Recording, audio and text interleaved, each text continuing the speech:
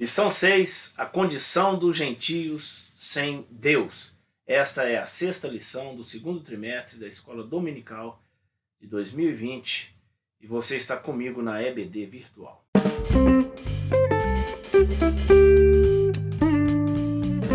Bem, meus queridos, nós estamos já na sexta lição do trimestre e hoje vamos falar de um assunto importante, dessa condição que os gentios tinham antes da regeneração, que foi o assunto tratado semana passada. E, na verdade, a abordagem hoje vai ser a respeito de justificação e santificação, né? Um pouquinho de cada um desses assuntos doutrinários importantes que Paulo explora muito bem aqui na carta aos Efésios. O texto áureo está em Efésios capítulo 2, versículo 11. Portanto, lembrai-vos de que vós, noutro tempo, éreis gentios na carne e chamados incircuncisão, pelos que na carne se chamam circuncisão, feita pelas mãos dos homens. Tem a verdade prática e a leitura bíblica em classe, excepcionalmente hoje, está registrada em dois textos bíblicos, um de Romanos, capítulo 4, e outro, obviamente, deste que eu li, Efésios, inicinho do capítulo 2, a mostrar que é um assunto que Paulo trata em outras de suas cartas e que ele é de grande valia para todos nós. O tópico, o que na verdade eu acho dessa lição, assim, o que eu acho e eu quero passar para vocês, exige de mim que explique a vocês o que é gentios. Vamos pontuar aqui que para Deus existem três povos na terra: os judeus, os gentios e a igreja. Explico rapidamente. Judeus são aqueles que descendem de Abraão. Deus tem um pacto com Abraão, ele chamou Abraão, e aí esse pacto seguiu por Isaac, Jacó, depois o Egito, Moisés, e aí veio desenrolando ao longo da história. Quem é descendente na carne, no sangue de Abraão, é chamado judeu. Esse é um povo que Deus considera. O outro povo são os gentios. E quem são os gentios? São aqueles que não descendem de Abraão na carne. Então, no caso, eu e a maioria de vocês, nós não temos ascendência de ninguém lá de Israel. E assim nós somos considerados gentios. O terceiro povo é a igreja, que é a reunião de salvos, né, em todos os tempos, em todas as partes do mundo. Então, três povos: judeus, gentios ou igreja. Nós vamos focar aqui na condição e na história dos gentios dentro desse plano de redenção. É isso aí. O primeiro tópico vai explicar o que é circuncisão. Então, o que é a circuncisão? É uma cirurgia em que se retira a carne do prepúcio, do órgão genital masculino. Simples assim. O homem é submetido a uma cirurgia em que se retira a carne do prepúcio do seu órgão genital. Então, isso era um sinal externo de que aquele indivíduo pertencia ao povo de Deus.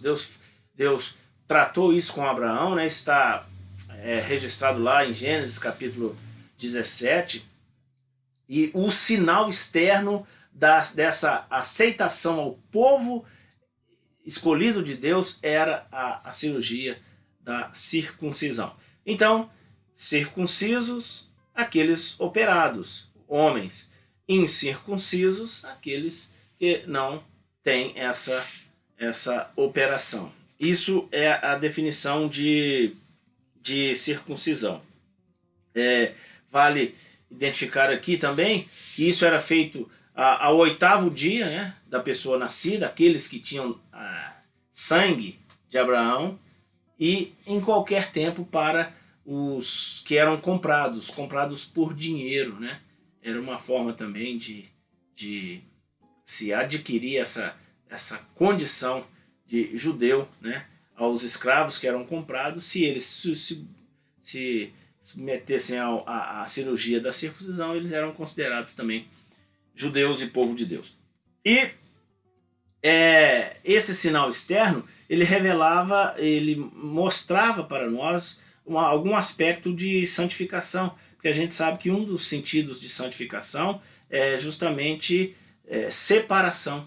Então, ao que era circuncidado, ele estava separado dos demais. Então, aqueles que viviam na corrupção, no paganismo, eles não tinham compromisso com Deus.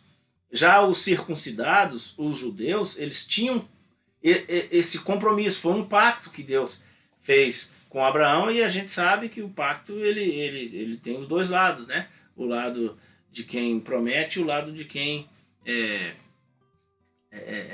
se dispõe a cumprir. Então é isso o que nos mostra o tópico 1. Devo terminar aqui esse primeiro tópico dizendo o seguinte, que quando Paulo vai ensinar aos Efésios a respeito de circuncisão, ele diz que a circuncisão que valia, na verdade, não era essa circuncisão externa, essa que era praticada lá pelos descendentes de Abraão, mas sim a circuncisão do coração. E o que é a circuncisão do coração? Paulo explica isso. É o ser uma nova criatura, que foi justamente o que a gente abordou aqui na semana passada. Isso está em Gálatas, no capítulo 6, versículo 15. A verdadeira circuncisão é a circuncisão do coração. E Paulo está incentivando os efésios a ter essa circuncisão na vida e assim fazer parte do povo da aliança. Bem, tópico 2 mostra essa condição dos incircuncisos, né? Essa condição que eles tinham sem Cristo e sem Deus.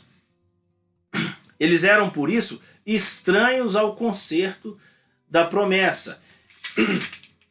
E, olha só, no versículo 12, Paulo fala, naquele tempo estáveis sem Cristo, separados da comunidade de Israel e estranhos aos concertos da promessa. Ele fala aí, Efésios capítulo 2, versículo 12, que o incircunciso, ele estava sem Cristo e separado das promessas. Então, uma vida sem Cristo, ela revela isso, né? Eles estavam mergulhados numa vida corrupta, seguindo desejos da carne, sem Cristo na vida, e por isso a religiosidade deles não alterava a condição deles de sem promessa, de sem Deus. Esse desconhecimento de Cristo, né, os deixavam indiferentes à promessa. Também no tópico 2, eu queria explicar qual é esse tempo, né? Porque ele inicia lendo, naquele tempo estava sem Cristo. Qual o tempo? No tempo antes da regeneração, antes do novo nascimento, estava sem Cristo, separados da comunidade de Israel. Então o apóstolo aqui mostra para eles a desvantagem que eles tinham, né, de, sem Cristo, estar separados da comunidade de Israel. O pacto era com Israel. De alguma forma, eles precisavam ser inseridos na comunidade de Israel para que fizessem jus aos mesmos benefícios que os israelitas tinham com a promessa de Deus com Abraão. Eles estavam assim fora do alcance dessas bênçãos. É muito profundo isso que Paulo ensina para eles nesse trecho aqui, né, da sua carta. Então, eles precisavam saber o quê? Que era por meio de Cristo que eles iam alcançar essa condição de descendentes de Abraão, por meio de Cristo. Então, que não se preocupassem com a circuncisão externa, mas que se preocupassem com a circuncisão do coração, que é o novo nascimento, e aí sim eles teriam essa condição. Estavam alienados aos pactos das promessas. Então, quais pactos? Porque Deus renovou os pactos. Ele fez com Abraão, Abraão morreu. Ele fez com Isaac, Isaac morreu. Ele fez com Jacó, ele fez com Moisés, ele fez com Davi. Então, o que ele quer dizer aqui nesse terceiro ponto do segundo tópico? que esses pactos não eram novos pactos, e sim reiterações do primeiro. Então ele falou para Abraão, repetiu para Isaac, repetiu para Jacó, repetiu para Moisés, repetiu para Davi. Então Deus estava assim reiterando esses pactos, e Paulo vem e chancela tudo isso, dizendo que se a gente estiver regenerado em Cristo, então da condição de alienados da promessa, né, a gente passa a ser herdeiro. Né? Isso foi falado também semana passada. Que maravilha todo esse ensinamento. O tópico 3, sem esperança, sem Deus. E aí a gente vê que, primeiro, Paulo nos mostra fora da promessa, fora da comunidade de Israel, perdidos, sem Deus. Porque éramos incircuncisos, não tínhamos sinal de que fazíamos parte do pacto. Agora, ele mostra que esse pessoal sem Deus, fora do pacto, eles não têm esperança. E a esperança nesse sentido de confiança nas promessas de Deus. Quem não tem Cristo não tem esperança nas promessas de Deus. Coisa profunda isso. E vejam só, queridos, as promessas de Deus dizem respeito às coisas, primordialmente, às coisas do porvir, né? Das coisas que virão depois, no futuro. E segundo a filosofia grega, não havia vida além túmulo. Então aquelas pessoas estavam sem Deus, desprovidas de esperança, porque para elas a vida consistia apenas nessa existência física aqui de 70, 80 anos. E Paulo vem ensinar que não, nós estamos firmados em promessas que Deus fez ao nosso pai Abraão, repetiu para Isaac, Jacó, Moisés, Davi, e nós sabemos que tem algo maior nos aguardando na vida, além desse plano de existência aqui. Então, os incircuncisos, ou os que vivem sem Deus, são desprovidos de esperança. E a esperança é a âncora para a alma dos gentios, que estavam padecendo com medo, com incertezas. A esperança dava essa firmeza para eles. Né? E Paulo estava querendo incutir na mente deles exatamente esse ensinamento. Olha, vocês são regenerados, vocês nasceram de novo em Cristo, e vocês precisam ter essa esperança de que tem algo melhor e maior nos aguardando no futuro. Então, a gente conclui essa lição, né?